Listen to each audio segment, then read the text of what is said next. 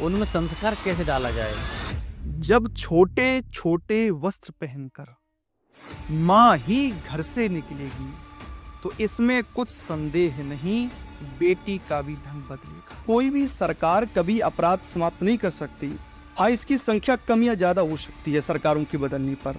महाराज, जैन धर्म जो है इसमें जो लोग हैं बहुत ही कम सीमित लोग हैं जी, पर जो उनकी अर्थव्यवस्था है वो बहुत स्ट्रॉन्ग दिखाई देती है। अपने धर्म को और अच्छा स्ट्रॉन्ग किया जाए, वो इतना क्यों बढ़ रहा है आगे? जैन धर्म के लोग अपने जो धर्माचार्य हैं, जो मुनि हैं, जो उनके प्रवचन देने वाले हैं, उनका वो अनुसरण करते हैं, उनकी बात को वो लोग मानते हैं। और हमारे यहाँ धर्म में किसी के साथ चले भी गए कथा में थोड़ी देर आगे, अरे सब ऐसा ही है महाराज जी, अपना कर रहे हैं। लिव इन रिलेशनशिप को लेके आपका क्या विचार है? विवाह से पूर्व लड़का लड़की एक साथ में रहते हैं, पति पत्नी की तरह पूरी आज़ादी होती है। विवाह अभी हुआ नहीं और एक साथ में रहते हैं। कब तक रहेंगे ये भी कुछ नहीं कहा जा सकता। Hare Krishna everyone, welcome to Vivek Sharma talk show. आज बहुत ही स्पेशल हमारे पॉडकास्ट में गेस्ट इनवाइट किए हमने, जो कि श्री राम कथा, श्रीमद् भागवत कथा और शिव महापुराण का बहुत ही सुंदर रसपान कराते हैं। तो आज इस पॉडकास्ट में बहुत कुछ समाज के लिए चर्चा होगी, समाज को कैसे सुधारा जाए।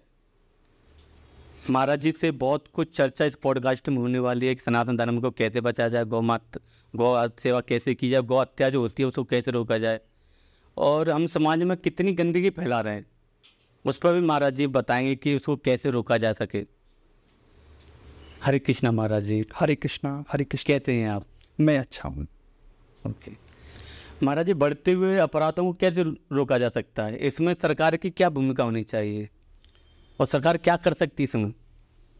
देखिए, मेरा जो मानना है वो ये है कि सरकारें आती हैं जाती हैं, पहले भी सरकारें रहीं जी, उन्होंने भी अपराधों को रोकने का प्रयास किया।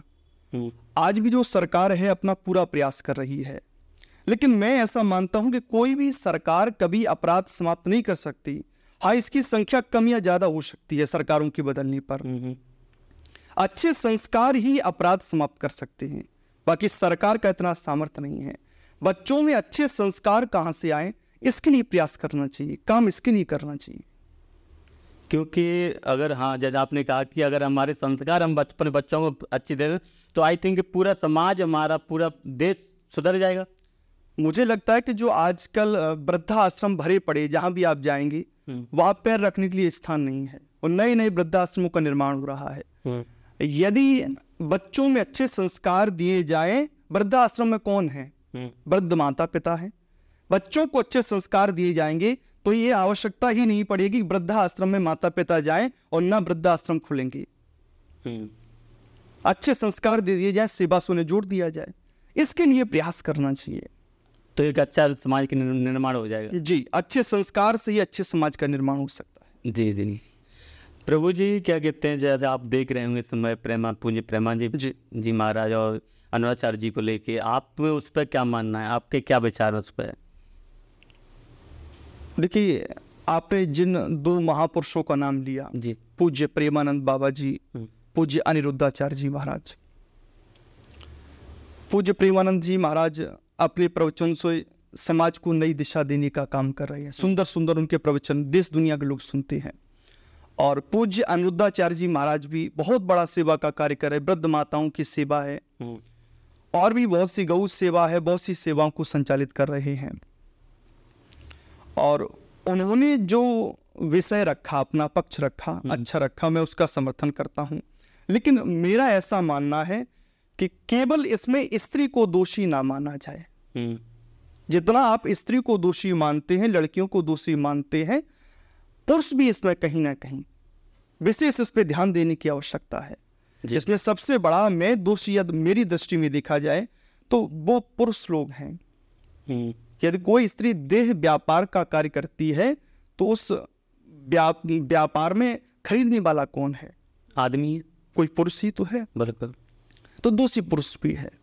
यदि पुरुष वहां नहीं जाएगा तो स्त्रियों को ये काम बंद ही, स्वतः ही बंद हो जाएगा, काम करने की आवश्यकता ही नहीं पड़ेगी। मतलब क्या कहते हैं, कहीं ना कहीं इसमें समाज में जो अगर हमें बात करें कि किसी एक को मतलब टारगेट नहीं कर सकते कि नहीं हमारा कि महिलाओं के ऊपर है, या उसमें पुरुष भी ना जो अगर माना देगा 50-50 के दोनों हैं। जी जी जी, दोनों तरफ से है। और केवल स्त्रियों को दोषी नहीं मानना चाहिए, केवल लड़कियों को दोषी नहीं मानना चाहिए। जी जी जी, लिव इन रिलेशनशिप को लेके आपका क्या विचार है? मैं जो मानता हूँ वो ये है कि विवाह से पूर्व लड़का लड़की एक साथ में रहते हैं, पति पत्नी की तरह पूरी आज़ादी होती है। विवाह अभी हुआ नहीं और एक साथ में रहते हैं। कब तक रहेंगे ये भी कुछ नहीं कहा जा सकता, निश्चित नहीं है। हाँ, आगे वो विवाह करेंगे ये भी कुछ नहीं कहा जा सकता। तो मैं तो इसे सभ्य समाज में किसी भी प्रकार से मैं चाहता हूं कि कोई भी इसे स्वीकार नहीं करे, और मैं भी मानता हूं कि इसे स्वीकार नहीं करना चाहिए। हम लोग सती, सीता, अनुसुईया, सावित्री के चरित्रों को पूजने वाले लोग हैं। जी जी, राम, कृष्ण, शिव के चरित्रों को पूजने वाले लोग हैं। तो हमारे समाज में चरित्र की बहुत प्रधानता है, उत्तम चरित्र होना चाहिए। हम तो कथाओं में भी कहते हैं, यदि आपका धन चला गया तो आपका कुछ गया, यदि आपका पद चला गया तो हाँ आपका कुछ गया, लेकिन यदि आपका चरित्र चला गया तो आपका सब कुछ चला गया। तो ये ठीक नहीं है, हम इसे स्वीकार नहीं करते।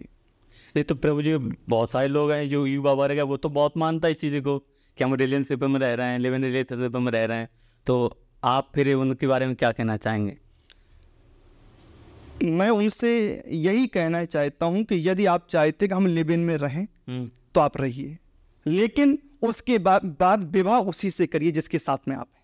हाँ तो सही है, फिर तो ठीक है, फिर तो हम ठीक है। वैसे तो नहीं मानना चाहिए, लेकिन फिर भी यदि आप चाहते हैं कि हमें रहना ही है तो बस निवेदन ये है कि विवाह फिर उसी के साथ में करिए, उसी लड़का लड़की के साथ में करिए। जी जी जी। महाराज जी, जो हमारा सनातन धर्म है जी, उसके लिए हम हिंदू भाई को क्या करना चाहिए और उसके लिए क्या प्रयत्न करना चाहिए कि हमारा जो धर्म है वो स्ट्रांग बना रहे? एक जैसे हम जो नींव बनी हुई है, अगर किसी की नींव बन जाती तो वो मजबूत हो गई, उसके लिए हमें क्या कार्य करना चाहिए? आज जो आवश्यकता है वो ये है, हम यदि सनातन के लिए नहीं बोल सकते आप मत बोलिए, आप सनातन के लिए नहीं लिख सकते मत लिखिए, आप युद्ध नहीं लड़ सकते आप युद्ध मत लड़िए, लेकिन कम से कम आपके जो प्रतिष्ठान हैं, आपके जो व्यवसाय हैं, उन प्रतिष्ठानों में, उन व्यवसायों में विधर्मी नहीं आना चाहिए। मैं ऐसा मानता हूं। और आप भी जो बाजार में आप जाएंगे तो अधिकांश विशेष समुदाय के लोगों की ही दुकानें हैं। जैसे आप बालों की कटिंग कराने जाएंगे तो अधिकांश वही लोग मिलेंगे, कपड़ों की सिलाई कराने जाएंगे तो अधिकांश वही लोग मिलेंगे। तो हमें सनातन को यदि मजबूत करना है तो हमें ऐसे लोगों से दूरी बनानी पड़ेगी। भले 2-4 हज़ार रुपए हमारा ज़्यादा लग जाए, कहीं भी लग जाए, लेकिन वो हमारा हिंदू भाई हो, हमें इनसे दूरी बनानी ही पड़ेगी। ये सनातन को आपको मजबूत करना है, मेरा ये मानना है। महाराज जी, हमारे यहाँ गंगा यमुनी तहजीब की बात की जाती है, भाईचारे की बात की जाती है, पर एक विशेष समुदाय है लोगों को बहिष्कार की बात कर रहे हैं। देखिए, ये गंगा जमुनी तहजीब, ये भाईचारा केवल वहां दिखाई देता है जहां हिंदू बहुसंख्यक है और एक विशेष समुदाय अल्पसंख्यक है। और जहां यह संख्या उल्टी हुई वहां भाईचारा नहीं, वहां हिंदुओं को केवल चारा बनाया जाता है। अब मेरी बातों से आपको ऐसा लग रहा होगा कि मैं एक विशेष समुदाय के खिलाफ हूं, लेकिन हृदय में पीड़ा होती है।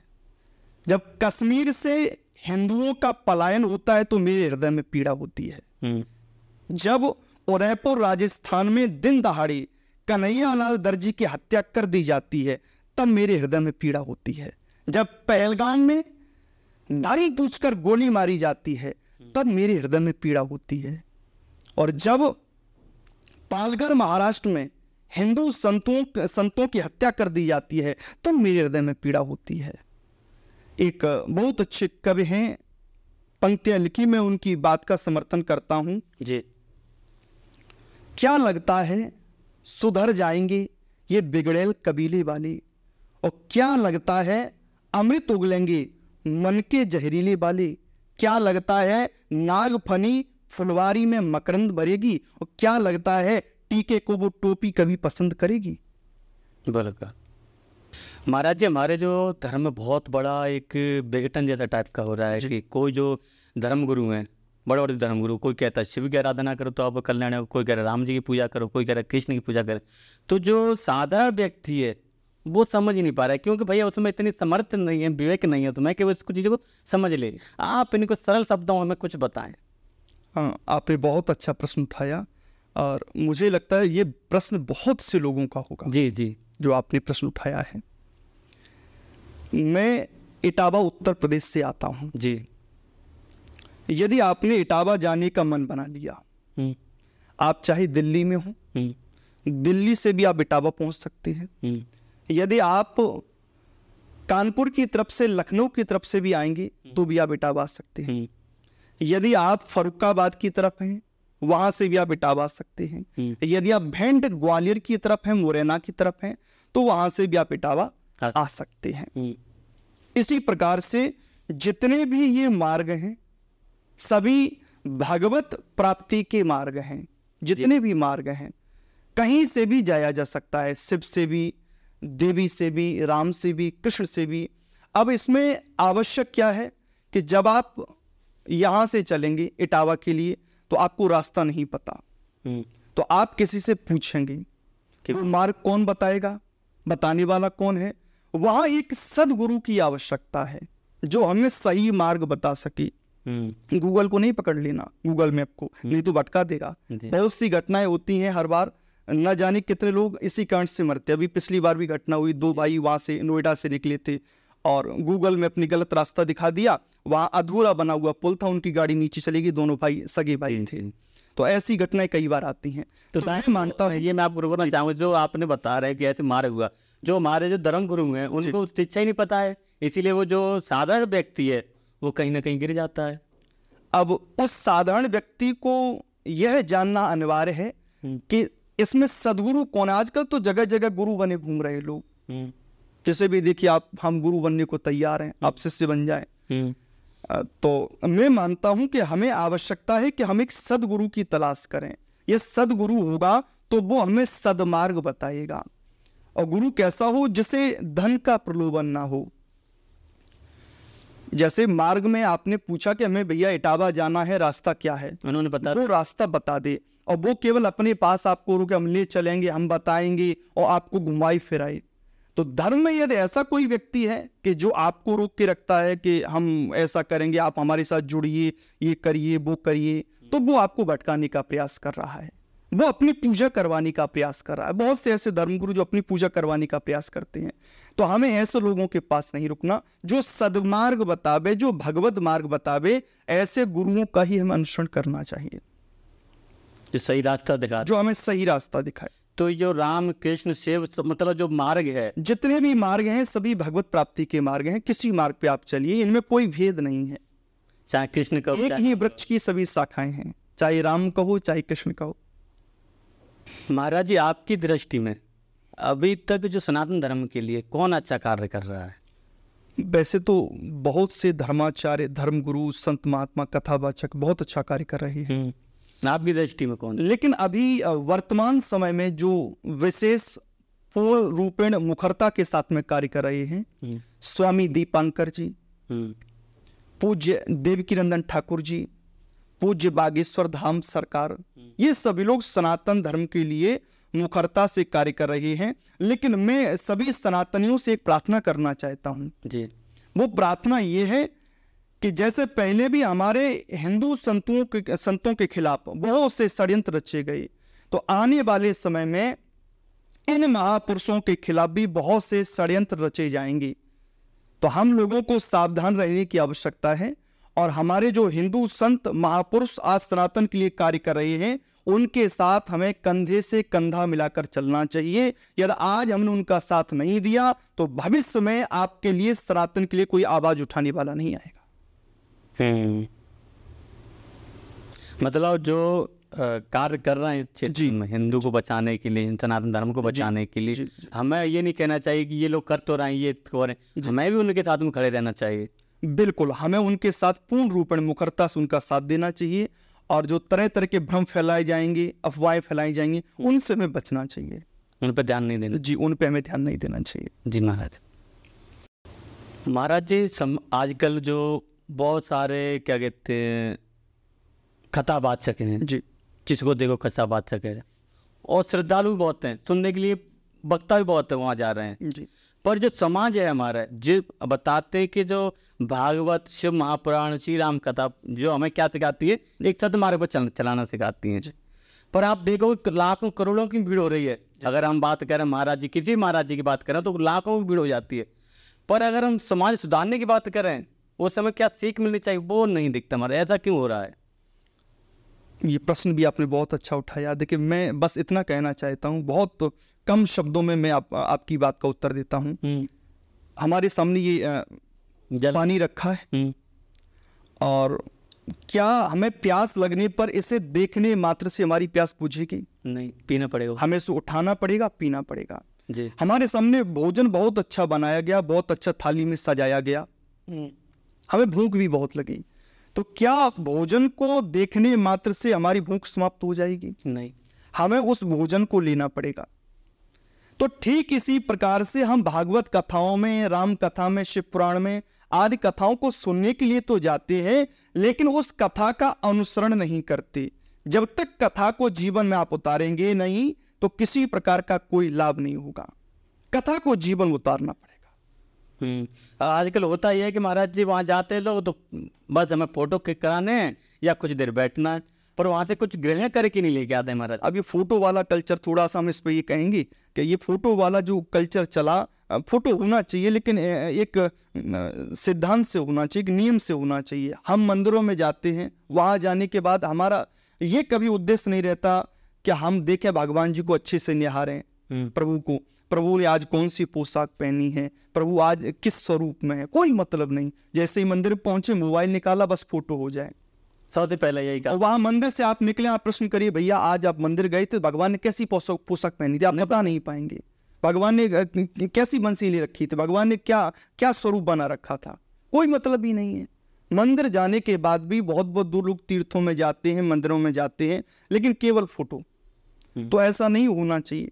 जिस उद्देश्य के लिए हम लोग गए हैं, दर्शन के लिए गए हैं, तो दर्शन को करना चाहिए भाव से। फिर दर्शन इत्यादि हो जाए, यदि समय बचता है तो फोटो ले लें, नहीं तो इतना फोटो कोई अनिवार्य विषय नहीं है। जी जी, आपके प्रसंग से मेरे को याद आया परम पूज्य प्रातः स्मरणीय श्री अवधेशानंद जी महाराज जी, उनका मैंने एक प्रसंग सुना था कि जब आप भगवान के मंदिर गए, ठाकुर को आपने निहारा, क्या वस्त्र धारण कर रखे हैं, क्या गले में माला है, उनकी पिछवाई क्या है, आपने कभी देखा, आपने कभी उसको निहारा? जैसे आपने कहा कि आप मंदिर से बाहर निकलिए, उनको पूछिए, उनको पता ही नहीं कि भगवान ने क्या धारण कर रखा है, कैसे दिख रहे हैं वो, उनका रूप कैसा है। तो ये मतलब लोगों में, मैं भी पॉडकास्ट आपके मतलब बोलता रहता हूँ कि पहले आप कहीं भी जाएं तो पहले आप भगवान को निहारें, उनकी मोहनी मूर्तियाँ, जैसे वो आपके लिए भगवान साक्षात बैठे हुए हैं, आप उनको नहीं निहार रहे हैं, आप फोन को देख रहे हैं। बिल्कुल। तो इसको थोड़ा सा क्या कहते हैं, जो इस पॉडकास्ट को अच्छी चीज़ें देखें, बिल्कुल, जिससे आपको कुछ ज्ञान मिले, कुछ मिले, आपको कुछ सीख मिले।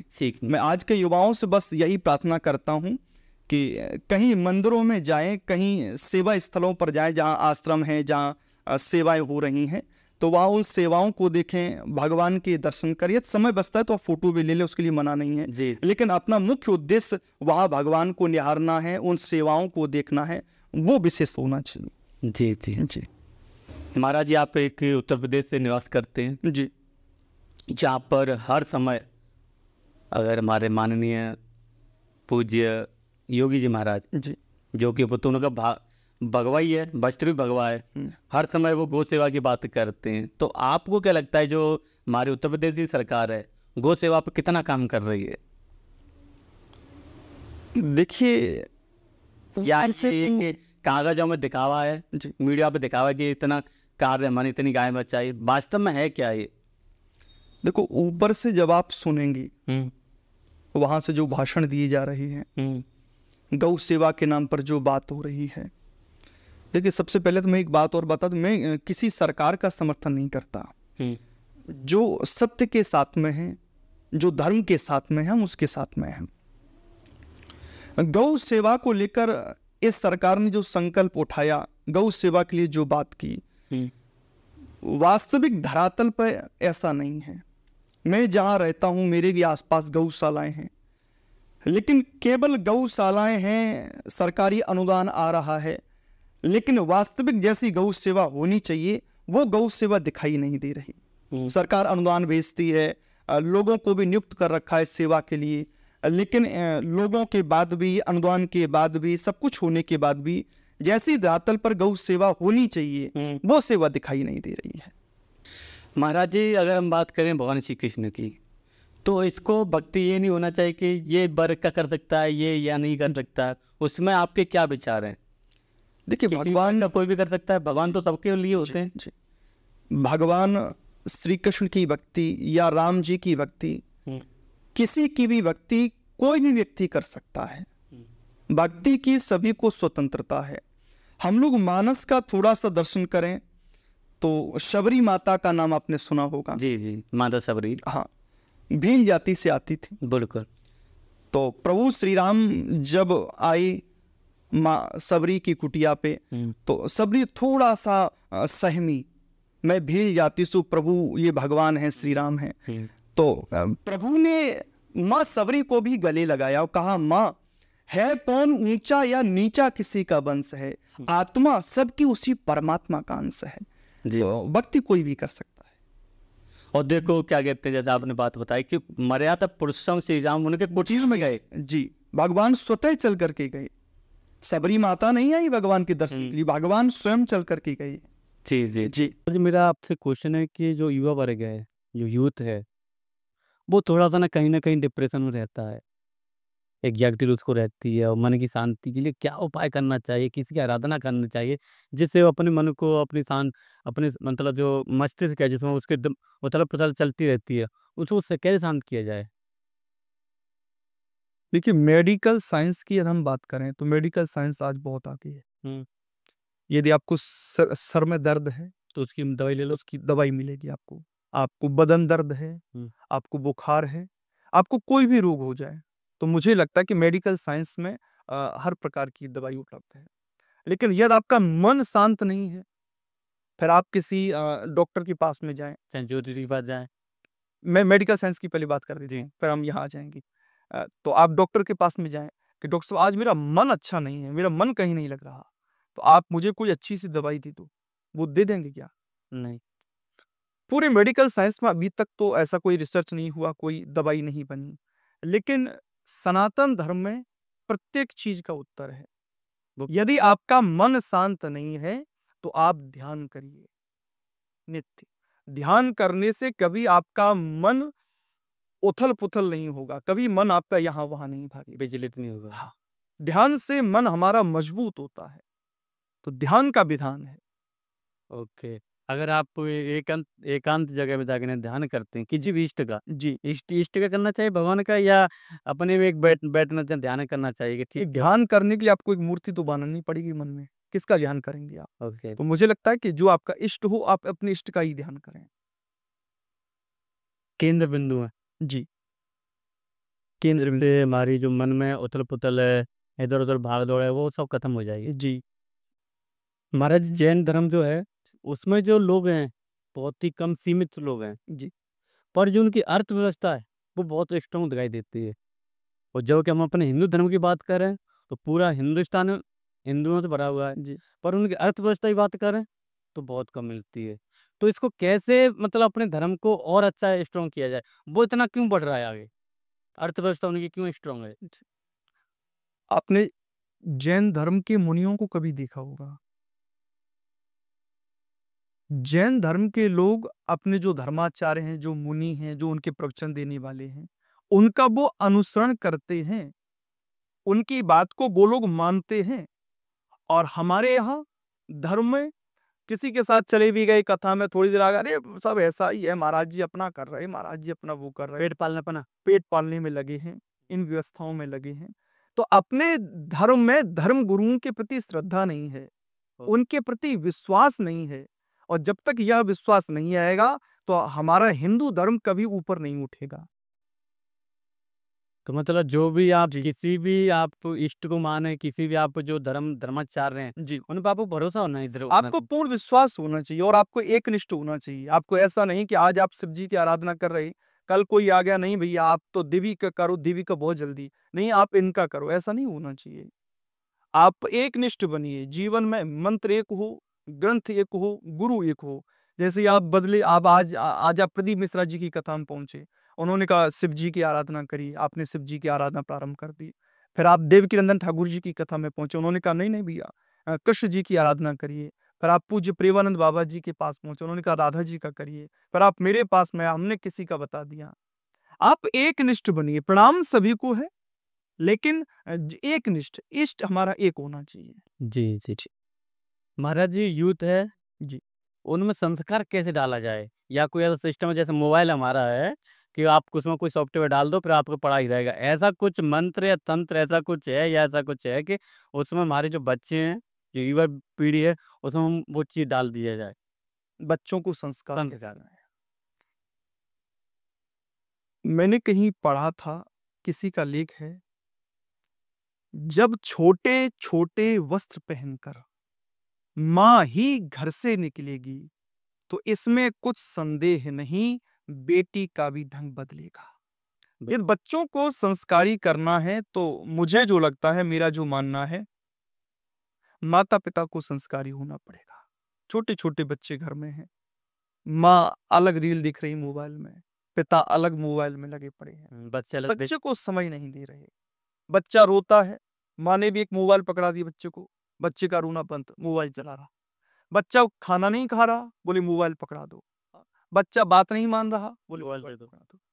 तो ये देखो, मोबाइल तो आपने पकड़ा दिया बच्चे को, लेकिन जब तक मुझे लगता है किसी चीज का आपका महत्व तो नहीं पता, उसका अच्छा या बुरा नहीं पता, तो तब तक वो चीज हमारे पास नहीं होनी चाहिए। अब बच्चे को मोबाइल तो आपने पकड़ा दिया, उसमें अच्छा भी है, बुरा भी है।